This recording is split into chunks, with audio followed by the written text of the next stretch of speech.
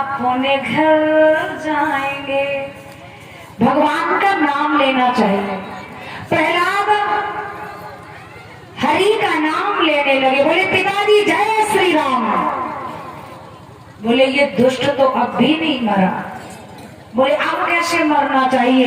इसे काल कोठरी में बंद करवाया, ये नहीं मरा। समुद्र में भिगवाया, नहीं मरा।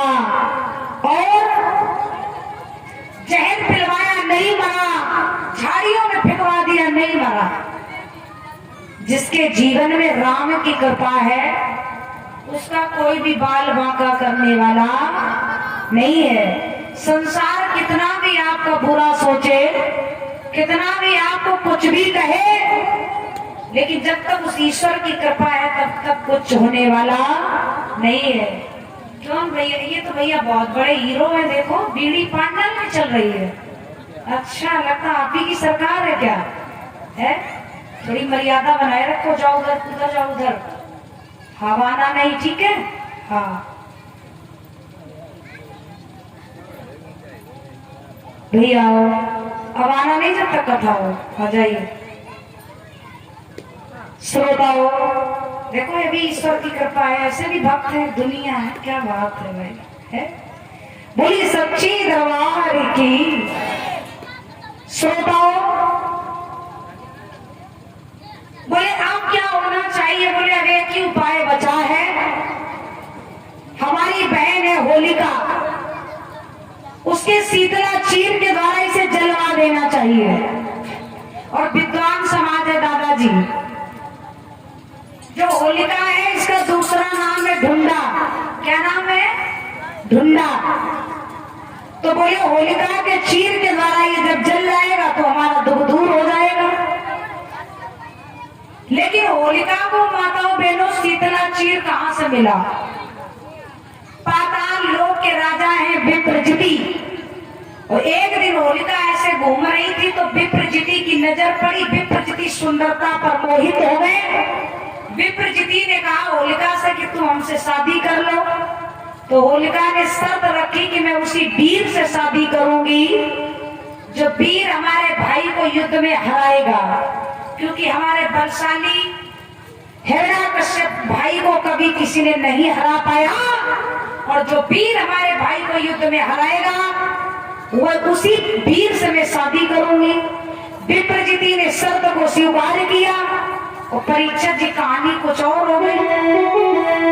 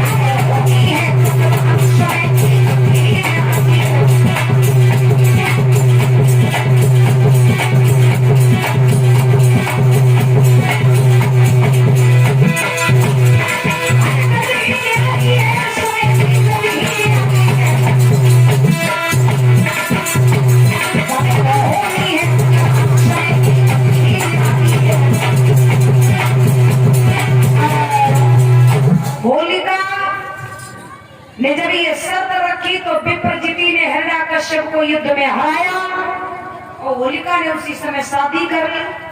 और होलिका जब जैसे आज शादी करके पति के संग में चली पाताल लोक की ओर, तो रास्ते में शीतला माँ का परीक्षित जी मंदिर पड़ा। होलिका ने कहा स्वामी थोड़ा माता का आशीर्वाद ले लेती हूँ। और जैसे मंदिर में होलिका पहुंची, तपस्या की, माँ प्रकट हो आशीर्वाद दो। तो माता रानी शीतला मैया प्रकट हो गई। और प्रकट होकर के होलिका ने जब कहा हमें वरदान दो, हमारा सुहाग अमर करो, तो शीतला माँ ने कहा कि तेरा पति तेरे साथ में ज्यादा दिन नहीं रह पाएगा, तेरा ज्यादा दिन के लिए सुहाग सिंगार नहीं है। तो होलिका रोने लगी, माँ ये क्या कह रही हो? तो शीतला माँ ने होलिका के सर पर माताओं शीतला चीर डाल दिया। बोले जा, जब तक तेरा ये सर ये चीर से ढका रहेगा तब तक तेरा पति दुनिया में रहेगा, और शीतला चीर तेरे सर से हट जाए तो तू समझ लेना कि मेरा सुहाग उजड़ गया है। होलिका के सर पर शीतला चीर शीतला माँ के द्वारा होलिका को प्राप्त हुआ था। बोलिए शीतला मैया की। होलिका अब वो चीर ओढ़कर पति के साथ में ससुराल पहुंची। कहाँ? पाताल लोक में। संध्या बंधन हुआ, पति के साथ सहन कर रही है, सो रही है। तब तक इधर हिरण्यकश्यप सोचने लगा कि मैं कभी नहीं हारा, किसी वीर से नहीं हारा, और जब आज मैं हारा तो अपने बहनोई से हारा, कभी किसी ने नहीं हरा पाया। आज मैं हारा तो अपने सगे बहनोई से हारा। विप्रजिति को आज हिरण्यकश्यप को चिंता सता गई, क्रोध आया, रात का वक्त उठाई तलवार और पाताल लोक की ओर चला, और लेकर के तलवार जैसे चला तो होलिका पति के साथ में सो रही है। भक्तों, जैसे तलवार का प्रहार किया, अचानक आंधी का झोंका आया, शीतला चीर सर से दूर हट गया। वे आज हिरण्यकश्यप ने विद्वान समाज है, जैसे तलवार का प्रहार किया तो आज सर कट करके अलग गिर पड़ा, धड़ अलग गिर पड़ा। होलिका की आंख खुली, सर पर शीतला चीर नहीं, पति का धड़ अलग पड़ा है, सर अलग पड़ा है। होलिका रोने लगी, बोले बारे किस्मत, बालापन की उम्र में मैं विधवा हो गई, एक बाल बच्चा होता मेरी जीवन कट जाती, मेरी जीवन गुजर जाता, अब मेरा जीवन कैसे कटेगा। तो होलिका बहुत रोई है, और होलिका रोकर के एक बात बोली, क्या?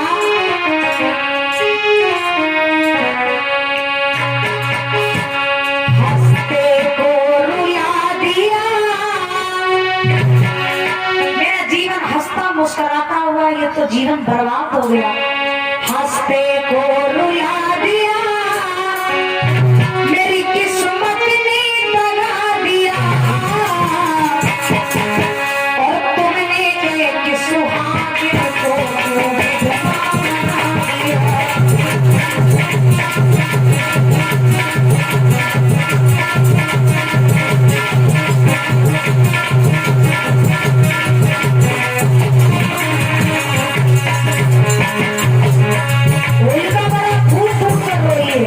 क्योंकि विद्वान समाज है, पत्नी के जीवन में अगर रोटी भी ना मिले तो भूखी रह सकती है, समय से अगर उसे अच्छे कपड़े ना मिले तो जीवन काट सकती है, लेकिन विद्वान समाज में बगैर पति के पत्नी का जीवन नहीं है।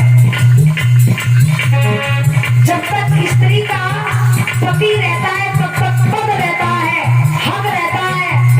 अगर पति जिंदा है और पत्नी कितना भी श्रृंगार करे तो देखना कितनी सुंदरता रहती है, और अगर पति गुजर जाए तो पत्नी कितनी सुंदर साड़ी पहने, लेकिन महाराज पत्नी के चेहरे पर तो पति का तेज होता है, और जब पति चला जाएगा तो चमक कहाँ पर रहेगी। तो होलिका रोने लगी है, क्योंकि कहा भी है कि जिए बिन देहे, नदी बिन बारी, और पैसे नाम पुरुष बिन नारी। स्त्री अपने जीवन को तो काटती है पशु के समान, लेकिन जिस पत्नी का पति चला जाता वो पत्नी से पूछो जीवन क्या है। आज होलिका एक बात बोली है, अभी न छोटी पग की महावर, ना मांगो का सिंदूर, ना पाखेगी बेली, और बिना पति के जिंदा रहो, कैसे जिंदा रहो, कैसे अब सजो। बिना सजन के सजना क्या है?